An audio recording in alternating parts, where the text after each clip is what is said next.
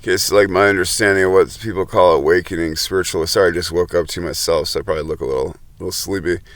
Um, but let's say you have a 10-story building, and ground floor is where your family's at. You're there with your regular family. Level one, you go in and you just get a cup of water, and that's like a next step up. Let's say that's you becoming yourself, process of individuation. Then you're assigned, let's say through your actions, to level 7, and you go up to level 7, let's say, or it's something you experience in your life and it takes you up to level 7. Now while you're at level 7, you put up numerous posters of things you like. You have more experiences there. It's where you eat your lunch every day, your breakfast, lunch, dinner, whatever. So you spend most of your time in level 7. Level 7 is higher up in this 10-story building, so it's exposed to different vibrations, different states of consciousness. When you look out the window, you experience different views of certain things. There's wind blowing. As we all know, as the higher up you get in a building, you'll feel more of the wind. So it's different vibrations. Let's say those vibrations are things which exist. You could sit there and say, if you want to call those entities, if you believe in that. I'm not saying I do or I don't. I'm just, for ease of conversation, just throwing that out there. But those things are there, and they're trying to. Have you ever heard about like people opening their third eye? There's all sorts of things trying to get you to basically close it. Things that are fearsome in your third eye, like showing you things you might not want to see. And, that's happening on level 7. Let's say you persevere through it, and then while you're persevering through it, you eventually get a call. You go back down to the ground floor where your family's at, let's say. While you're down there, you speak to your family, say, oh, wow, it's really amazing up on level 7. Everything's different. The lessons you learn there, the experiences you have there are completely different than the ground floor. But it's not for everybody. Some people go up to level 7 and they don't like the way they feel. It's too high up. There's too many different vibrations. It gives people anxiety to be there. And that's something you actually read about when you read about certain things. In the if you want to say like spiritual traditions, or just people that are having, let's say, psychological disciplines. Jungian, that's why I quoted the process of individuation with being level 1 above the ground floor. Ground floor is what your family expect of you when you're young, or what they want you to be. We all know that most people, as you come in a process of individuation, are going to be completely different than what their family's expectations of them are. You have core tenets, or I should say core things, which you hold on to. Like if your mom says don't be racist, that's usually a good one to hold on to, because the racism's not seen as a good thing in the world. Don't be homophobic. That's something else that's seen as a detestable act in society. Some people, can disagree with somebody's sexual orientation, but to be outwardly hateful of it just seems a little belittling. The point is that so you go up to level 7. That's where you can, your mind's free. You're open. You're more connected to things which make you feel connected to something greater than yourself. Let's say the universe.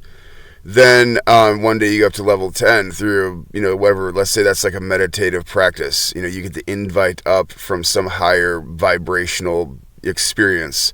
I don't want to call that anything, but there's a number of things that might be used to, to define that experience. Let's say it's if from like an Eastern philosophical stance, maybe it's just all in your mind. The point is this: maybe your personal psychology was ready to go up to level 10. So it has nothing to do with gods, goddesses, or lack thereof. That's a misconception many people have, where they try to turn their, so-called new spiritual experience into something that has to be related to them giving up, or, giving up on a deity or having a deity. It's really like, it's almost like a lot of Eastern philosophy says the absence of certain things allows us to kind of wake up to our true nature, which allows us to rise to certain levels.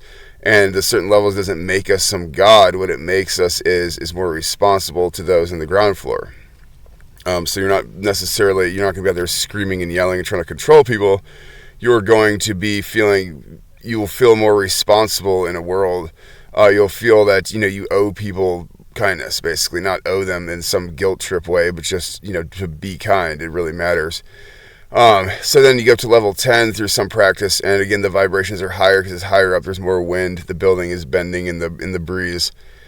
The light's different. The air is different because it's higher up. The air is, hot air rises, but still it's like maybe it just feels different.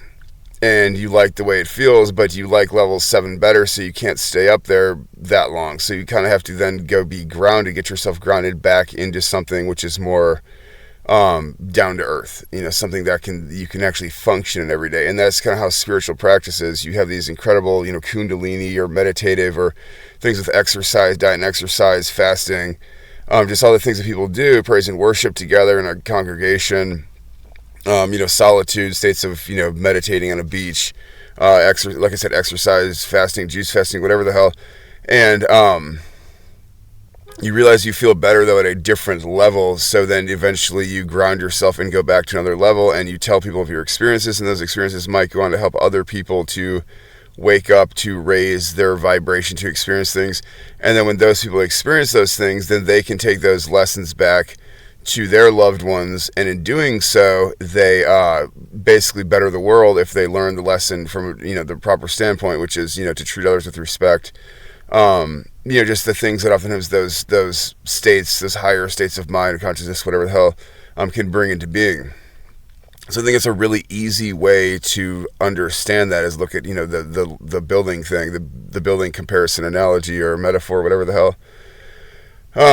It's like life. We're not all meant to be on the ground floor. We're not all meant to be other people's expectations or perceptions. We really have to know ourselves and, keep moving forward. Of course, there is a certain amount of responsibility you have in society. Somebody's like, well, they're happy being a murderer. Well, that's not how society works. That would be putting some really negative stuff into society. So it's not, you wouldn't want to be a murderer. It's not going to get you anywhere. It's not going to make your family proud of you. I mean, it'd be better off to go out into the world and try and be basically on the street than be a murderer, I think. I don't know. I could really talk about this for hours, but it's just a thought. It has a good comparison, a good way to look at it, I think.